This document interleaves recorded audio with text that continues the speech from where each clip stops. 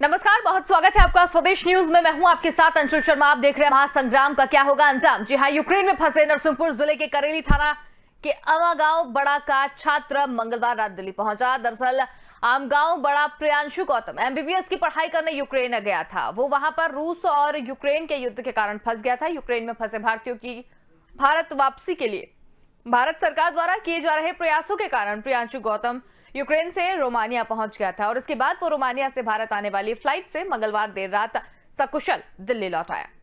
ऐसा बताया जा रहा है कि प्रियांशु गौतम शुक्रवार 4 मार्च तक अपने गृहग्राम आमगांव बड़ा पहुंच जाएंगे और इसी बीच पुलिस अधीक्षक विपुल श्रीवास्तव के निर्देश पर थाना प्रभारी करेली अखिलेश मिश्रा ने आमगांव बड़ा पहुंचकर प्रियांशु गौतम के पिता महेश कुमार गौतम और उनके परिजनों से मुलाकात की।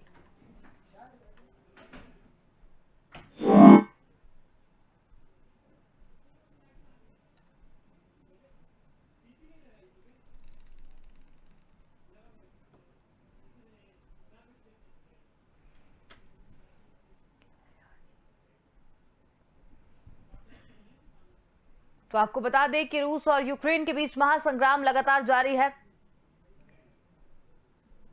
इस बम से करीब 44 टीएमए और इस बम से ऊर्जा परमाणु हथियारों को भी एक साथ गिराने की बराबरी होती है।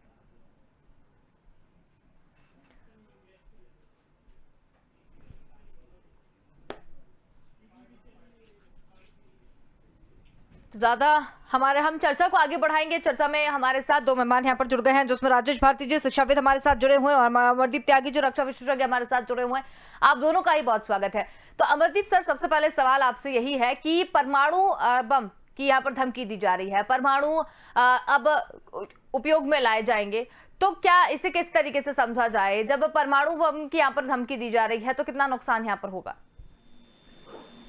अंशुल, परमाणु बम का त्रासदी जो है ये विश्व 2 बार देख चुका है, हिरोशिमा और नागासाकी में। उसके बाद से कभी भी इस तरह के बम का इस्तेमाल नहीं किया गया है। लेकिन जब अब ये न्यूक्लियर संकट बना हुआ है तो उससे तो बहुत ही ज्यादा तबाही होगी और एक मतलब कुछ समय के लिए नहीं, फॉर लॉन्ग ड्यूरेशन, यानी कि लंबे समय तक उसका रेडिएशन का इफेक्ट जो है वहां पे रहने वाले लोग उन पर रहता है।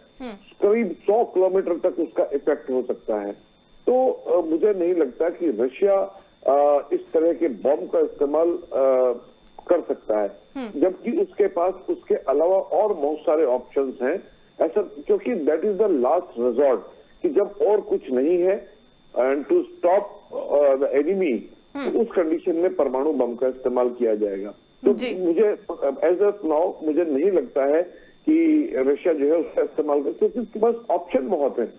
अभी जैसे आप जैसे जिसको बोलते हैं वैक्यूम बॉम्ब या थर्मोबैरिक बॉम्ब जो है, वो उसका जो इम्पैक्ट है that is almost like atom bomb और you can say nuclear bomb, और बट उसका क्या है कि लेटल रेडिएशन नहीं रहता है।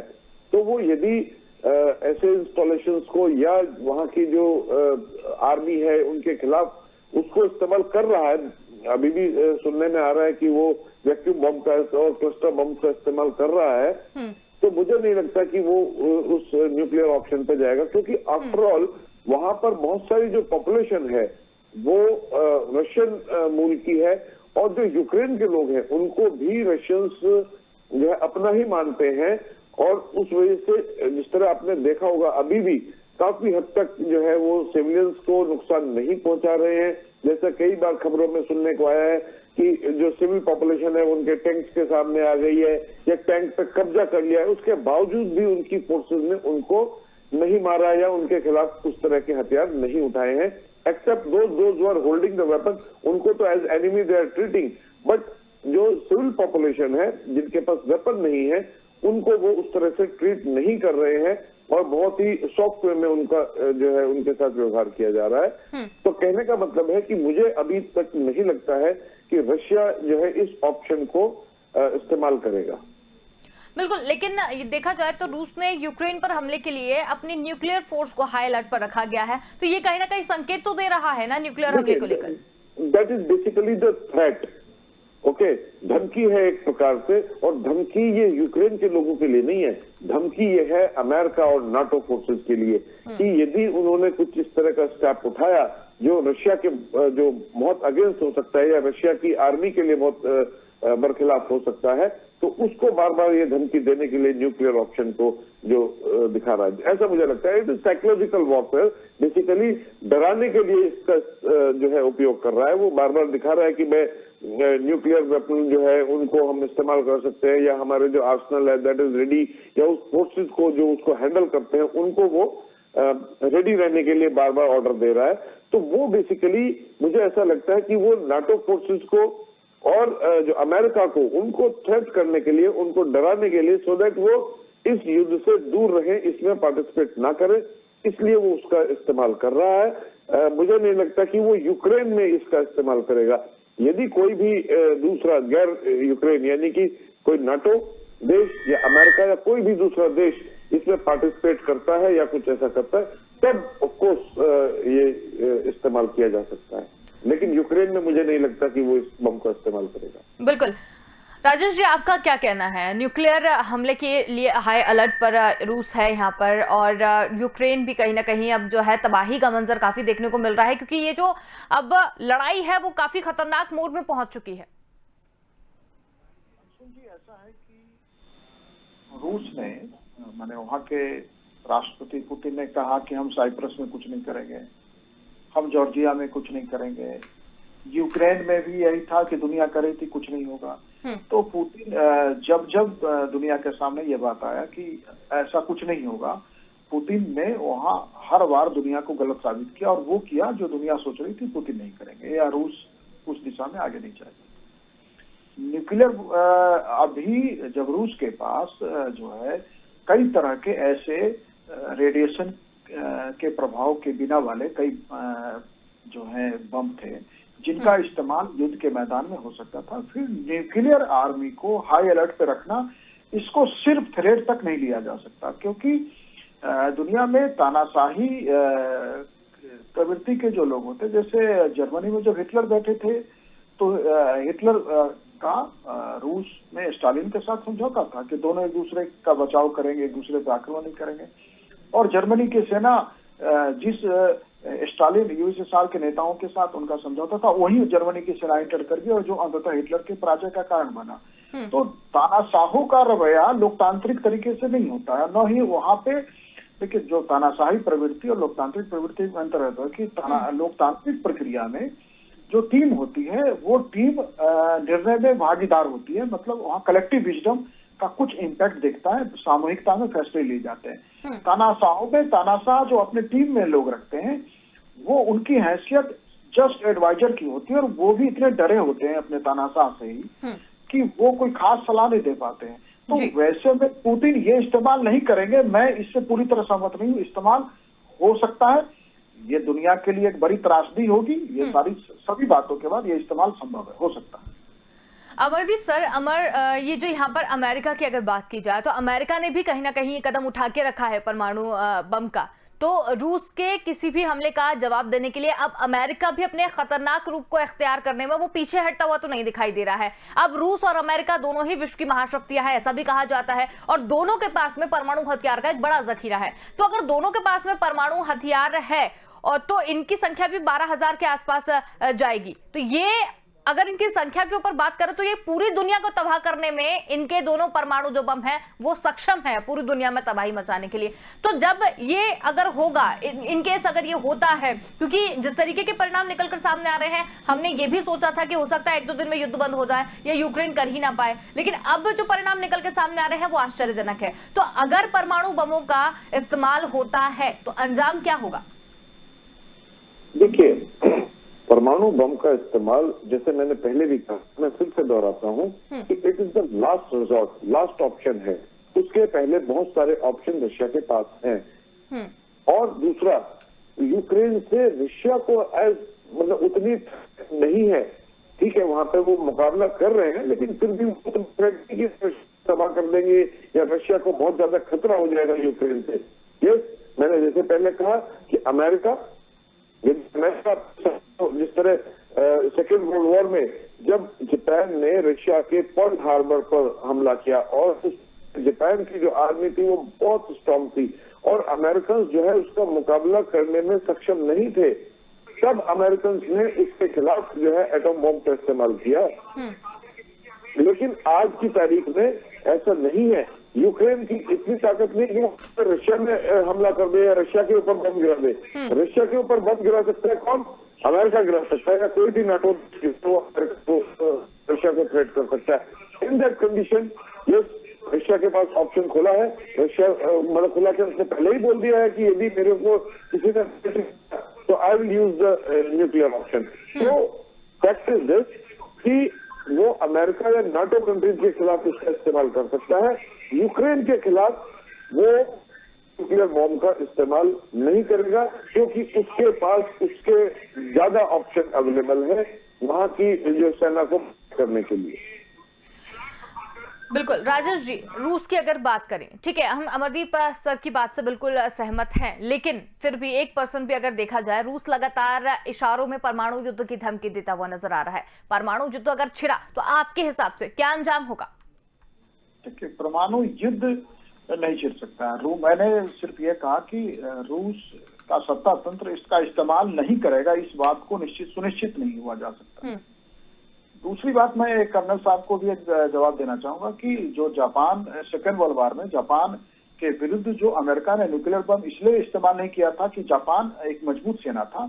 अमेरिका ने लगभग जापान जीत लिया था और पूरी जापान की स्थिति हद से ज्यादा खराब हो गई थी, फिर भी जापानी सेना सरेंडर नहीं कर रही थी। अमेरिका फुल सरेंडर चाहता था, उस फुल सरेंडर के लिए न्यूक्लियर बम इस्तेमाल हुआ था। इसलिए नहीं कि जापान को तो लगभग अमेरिका ने खत्म कर दिया था, उसके बाद न्यूक्लियर बम इस्तेमाल हुआ। तो युद्ध लगभग जीते युद्ध में अमेरिका ने न्यूक्लियर बम इस्तेमाल किया था। वो ठीक है कि अमेरिका उसका एक पहला प्रयोग करना चाहता था, वो देखना चाहता था क्या उसके जो प्रयोगशालाओं तक थी, जो जानकारी प्रयोगशालाओं थी, वो जमीन पे उतर गया और न्यूक्लियर बम की त्रासदी से जो आज मानवता को डर है वो शायद उस प्रयोग ने ही डरना सिखाया है। तो रूस यदि न्यूक्लियर वार की तरफ जाता है तो उसमें जो है वेस्ट उस बदले में न्यूक्लियर वारफेयर में जाएगा नहीं, इससे सहमत नहीं मैं हो सकता, या ये विचार संभव ही नहीं है, क्योंकि अंततः यूएस का जो वर्ल्ड है वो लोकतांत्रिक प्रक्रिया से संचालित व्यवस्था है और उसके साथ के जो देश हैं, उसके साथी देश भी हैं, वो सभी देशों में लोकतांत्रिक सरकारें हैं। तो एक लोकतांत्रिक सरकार मानवता को खत्म करने के प्रयास में यदि जाएगी तो वहां का समाज, वहां की सिटीजन्स, वहां की सोसाइटी में जो विरोध होगा वो संभव नहीं है। लेकिन तानाशाहों के लिए ये संभव होता है, क्योंकि तानाशाही जो होती है वो अपने समाज, अपने सिटीजन्स के विचारों का, उनके सोचने के तरीके से बहुत प्रभावित नहीं होती। इसलिए न्यूक्लियर वारफेयर नहीं होगा। यूएस ने जैसे एक बार इस्तेमाल किया वैसे हो सकता है कि एक बार रसिया भी इस्तेमाल कर ले, लेकिन छोटे स्तर पे करे, या संभावना तो ये कि किया नहीं जा सकता, लेकिन अंततः मैं वही बात है कि ये सुनिश्चित नहीं है कि नहीं होगा। बिल्कुल। अमरदीप सर, एक फादर ऑफ ऑल बम, ये एक जो बम का नाम जो है वो यहाँ पर देखने को मिल रहा है, जो कि रूस के पास में है, तो क्या है ये बम, किस तरीके से काम करता है और कितना खतरनाक है ये? देखिए, मैंने जैसे अभी कहा था कि उसके पास दूसरे ऑप्शन है। ये फादर ऑफ ऑल बम जो है that is a vacuum bomb, thermobaric bomb. उसमें क्या होता है कि उसको एयरक्राफ्ट से या किसी लॉन्चर से उसको लॉन्च किया जाता है एंड वो एयर में जो एरोसोल, उसके जो फ्यूल है, उसके छोटे छोटे कण एक मेटेलिक क्रिस्टल्स के साथ हवा में फैला दिए जाते हैं और फिर उसको एक्सप्लोड कर दिया जाता है, यानी कि उसमें आग लगा दी जाती है। तो उसके बाद उसमें इतना ज्यादा टेम्परेचर, इतना ज्यादा आग लगती है कि पूरे एरिया की जो है वो ऑक्सीजन को वो सोख लेता है और उसका जो टेम्परेचर है, जो थर्मल इफेक्ट है, वो इतना ज्यादा होता है कि it is almost like atom bomb. But उसका जो है लेटर रेडिएशन नहीं रहता, जिससे एटम बॉम्ब या न्यूक्लियर बॉम्ब जिसको कहते हैं, उसका जो है थर्मल, जो उसका जो रेडिएशन है that is for longer duration, वो ईयर्स तक चलता है। तो इस तरह के ऑप्शन उसके पास है। लोगों को यदि पब्लिक को ही खत्म करना है तो पब्लिक को खत्म करने के लिए जिस थर्मोबारिक बम या फादर ऑफ ऑल बम जिसको बोल रहे हैं, या वैक्यूम बम या एरोसोल बम जिसको बोलते हैं, उसका वो इस्तेमाल कर सकता है, या ऐसा कहा जा रहा है, कई खबरों में आ रहा है कि रशिया उस तरह के बॉम्ब का इस्तेमाल कर रहा है। तो मेरा कहने का मतलब है, जब उसके पास ऐसे ऑप्शन अवेलेबल है, why he should use this nuclear weapon, because ultimately Russia ने यूक्रेन पर कब्जा करके वहां रहना है। जब वहां पर रहना है तो उसके अपने सैनिक भी उसके रेडिएशन के इम्पैक्ट से आएंगे। तो इसलिए मैं बार बार कह रहा हूं कि यूक्रेन के ऊपर वो न्यूक्लियर बॉम्ब का इस्तेमाल नहीं करेगा, जिसको आप फादर ऑफ ऑल बम कह रहे हैं, दैट इज वैक्यूम बम, या मदर ऑफ ऑल बम जिसको अमेरिका कहता है, it is one and the same. इससे इम्पैक्ट बराबर होता है, लेकिन जो यू कैन से कि लेटर जो रेडिएशन होता है, वो रेडिएशन, न्यूक्लियर रेडिएशन जो होता है वो नहीं होता, क्योंकि इसमें जो टेक्नोलॉजी है वो डिफरेंट यूज हो रही है। उसमें जो एरोसोल को हवा में फैलाकर उसको बस्ट किया जा रहा है, उसमें आग लगाई जा रही है, और उससे क्या हो रहा है कि वो इम्पैक्ट बराबर का आ रहा है, यानी कि मनुष्य जो है वो जो है भाप बन जाएगा, इतना ज्यादा टेम्परेचर उसका हो जाता है, यानी कि उसकी बोन्स भी नहीं बचेंगी। And it has got the similar impact of nuclear bomb. Nuclear bomb से भी क्या होता है कि वो भाप बन जाता है, पूरा कुछ जल जाता है, इतना उसका जो टेम्परेचर बढ़ जाता है। तो मेरा कहने का मतलब है, न्यूक्लियर बॉम्ब के अलावा उसके पास ऑप्शन है। और बार बार मैं ये कह रहा हूं कि यदि किसी नाटो कंट्री ने या अमेरिका ने इसके खिलाफ कुछ एक्शन लिया, उसके लिए वो बार बार थ्रेट कर रहा है कि मेरे पास न्यूक्लियर ऑप्शन है, it can drop on any of the country accept Ukraine. बिल्कुल। तो मतलब जिस तरीके से जो कयास दुनिया में लगाए जा रहे हैं, या आप और हमारी जो कन्वर्सेशन है उससे ये चीज बात निकलकर सामने आ रही है कि रूस और अमेरिका के पास में गैर परमाणु बम भी बहुत सारे ऐसे हैं जो दुनिया में तबाही मचा सकते हैं, वो उनका भी प्रयोग कर सकते हैं। जरूरी नहीं है कि परमाणु बम के लिए ही वो सारी चीजें जो है वो निकलकर सामने आए। बिल्कुल। राजेश भारती जी, आपका क्या कहना है?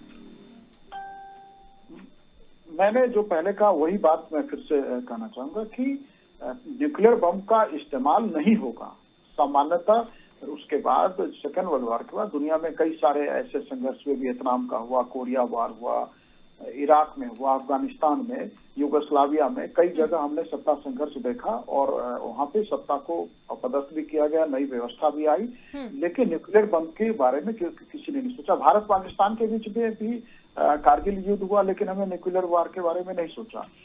लेकिन इस बार क्योंकि पुतिन जिस उसमें दलदल में फंस गए हैं, क्योंकि निश्चित रूप से रूस की सेना ने यह सोचा होगा कि यूक्रेन में कुछ दिनों में, ज्यादा से ज्यादा मुझे लगता है कि 1 वीक की तैयारी होगी कि अगले 6-7 दिनों में यूक्रेन पे वो कब्जा कर लेंगे या वहां की सरकार सरेंडर कर देगी।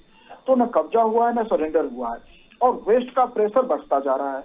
तो वैसे स्थिति में वेस्ट के प्रेशर को डिफ्यूज करने के लिए न्यूक्लियर जो तंत्र है उसको हाई एक्टिव करने की बात हो रही है, उसको तैयार रहने की बात की जा रही है। तो ये जो है ये सिर्फ तैयारी तक है, सिर्फ धमकी तक है, रहे यहीं तक तो बेहतर है, लेकिन यहीं तक रहेगा ये निश्चित रूप से नहीं कहा जा सकता। प्रयोग भी हो सकता है, और दुनिया में पहले प्रयोग हुआ है तो फिर नहीं होगा। चाहे मदर्स ऑफ ऑल बॉम्ब कहें या कोई अन्य तरह के जो है अपरंपरागत जो वैसी तकनीक जो भी सेना ने बनाए हैं, उन सबका इस्तेमाल किसी न किसी जगह होता रहा है। तो अंततः सैनिक तैयारी में जो भी चीजें हैं उसका इस्तेमाल कभी नहीं होगा, ये निश्चित नहीं होता। वो सिचुएशन तय करेगा कि इस्तेमाल होगा या नहीं होगा, बिल्कुल परिस्थिति तय करेगी। ठीक है। अमरदीप सर, ये जो फादर ऑफ ऑल बम है, मदर ऑफ ऑल बम है, ये क्या दोनों अलग अलग है या एक ही है?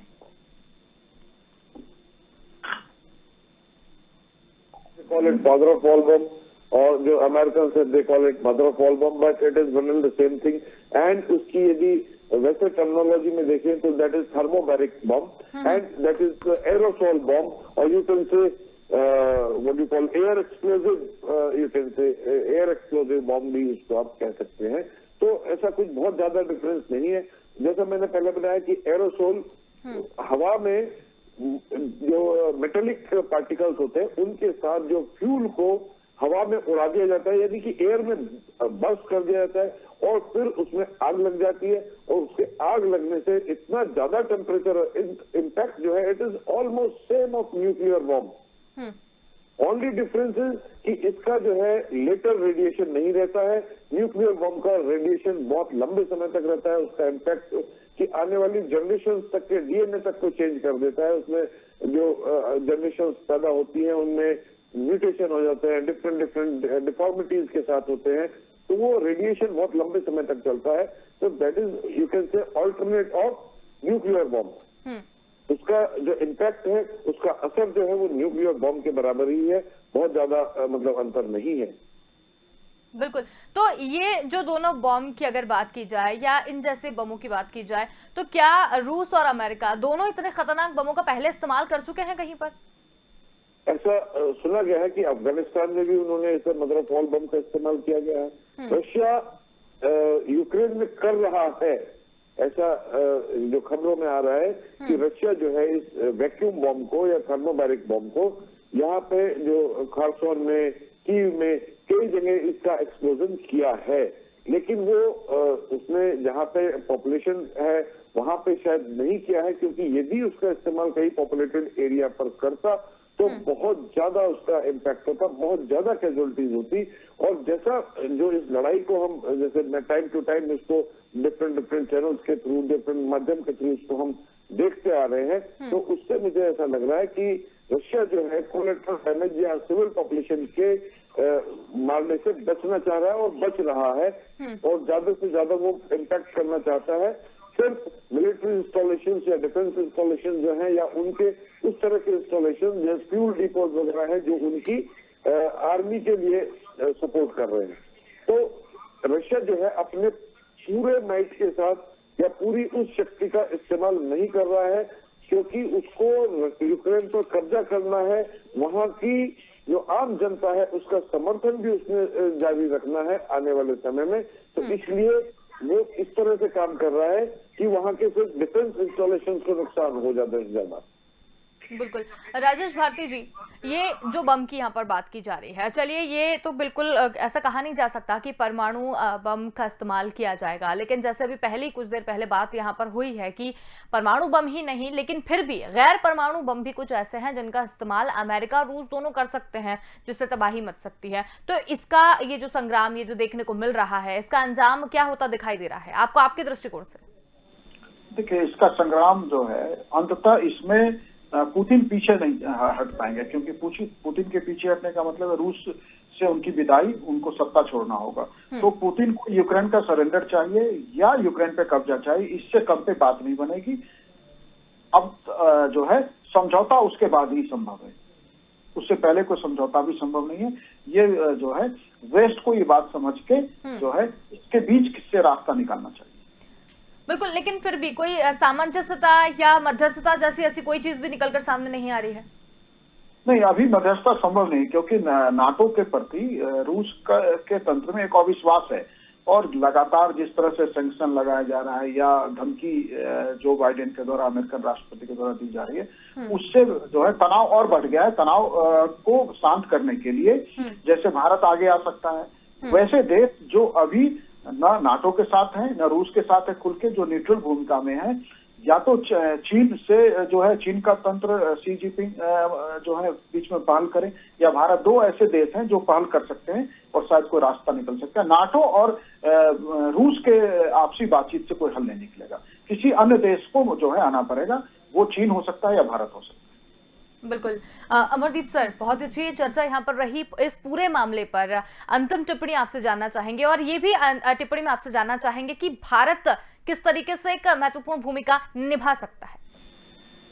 देखिए, जैसे अभी राजेश भारती जी कह रहे हैं कि भारत और चीन दो ऐसे देश हैं जो रशिया को या इनके बीच में मध्यस्थता कर सकते हैं, लेकिन मुझे ऐसा लगता है कि देखो कर तो सकते हैं, लेकिन जिस तरह की परिस्थितियां बनी हुई हैं, कोई किसी की सुनने को तैयार नहीं है। जो बाइडेन लगातार धमकी दे रहा है, अभी तक उन्होंने ये नहीं कहा है, या जो यूक्रेन के राष्ट्रपति हैं जेलेंस्की, उन्होंने ये नहीं कहा है कि ठीक है मैं नाटो ज्वाइन नहीं करूंगा या यूक्रेन नाटो का पार्ट नहीं बनेगा। उन्होंने यूरोपियन यूनियन ज्वाइन करने का ऑलरेडी एप्लीकेशन लगा दिया है। दैट मीन्स वो झुकने को तैयार नहीं है, और पुतिन ये रुकने वाला नहीं है, क्योंकि अल्टीमेटली यदि नाटो वहां आ जाता है तो रशिया के लिए बहुत बड़ा खतरा है। जिस तरह की त्रासदी हम यूक्रेन में देख रहे हैं कि इस तरह की त्रासदी यदि नाटो वहां आ जाता तो लेटर और sooner I can vouch for it, वो रशिया में वो त्रासदी होती, क्योंकि जो व्लादिमीर पुतिन है उसने अल्टीमेट बिल्कुल आखिरी ऑप्शन उसको ये लड़ाई का दिखाई दिया, क्योंकि उससे पहले बहुत दिनों तक ये बात चल रही थी कि उसको यूरोपियन यूनियन या नाटो ज्वाइन नहीं करना चाहिए।